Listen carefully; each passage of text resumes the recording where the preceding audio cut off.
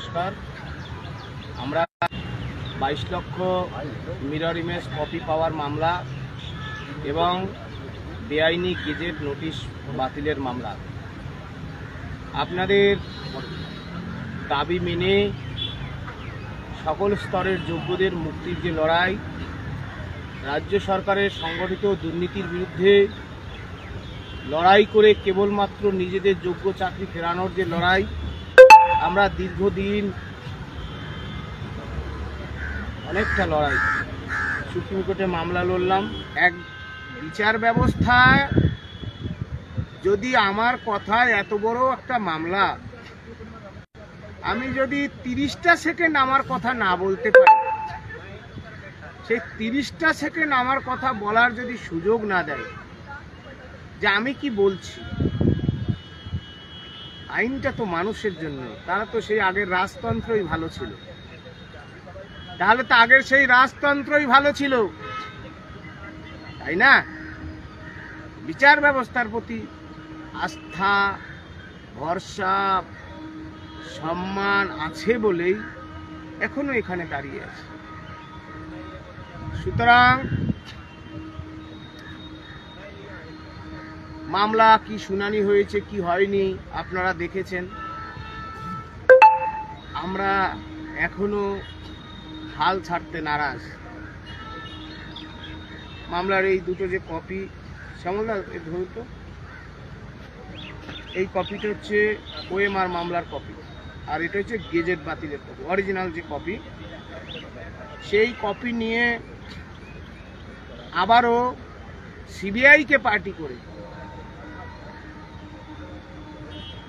22 লক্ষ ওএমআর পাওয়া সিবিআইকে পার্টি করে, এবং এই নোটিশ বেআইনি অনেক ইকুয়েশন কাজ করে। দুঃখ লাগে, এটা আমি আইন অত বুঝি না। বিচারপতি যারা আছেন, মাননীয় বিচারপতিরা, তারা যদি মানুষের এত মানুষের আর্তনাদ, তাদের রিপ্রেজেন্টেটিভ হয়ে যে অ্যাডভোকেট এসে কথা বলেন বাই প্রোটোকল, কালো পোশাক পরে, তাদের এত বড় মামলা, দুটো মামলাকে 17 এবং 17 এতে লিস্টেড করে দিয়েছে। এগুলো অটোমেটিক প্রসেস, আমাদের তো হাত নেই। আমরা আপ্রাণ চেষ্টা করেছি, কি করিনি। এখন এই মামলা সিবিআইকে পার্টি করে আমরা দেখতে চাই সিবিআই এর বক্তব্য কি। সেগুলো সব কিছু তো দেখতেই পেলাম না, কিচ্ছু দেখতে পেলাম না। কি হলো?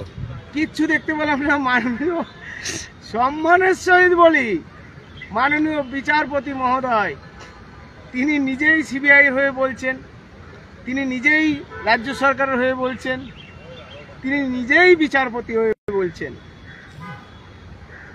আমাদের যে বক্তব্য তিনি বলুক, কিন্তু আমাদের যে বক্তব্য কি আছে, ও ইন্ডিভিজুয়াল ওএমআর শিটের ডেটা আছে, কেন আইনের কোন ধারায় বাধা আছে? যাই হোক, আমরা তো আমাদের কথাটুকু রাখতে পারতাম বাবা, আমাদের কথাটুকু শোনা হতো 1 মিনিট। এত বড় মামলা, no no no no no. মাননীয় বিচারপতি মহোদয়, আইনের প্রতি শ্রদ্ধাশীল, আপনি আমার মাথায় আছেন।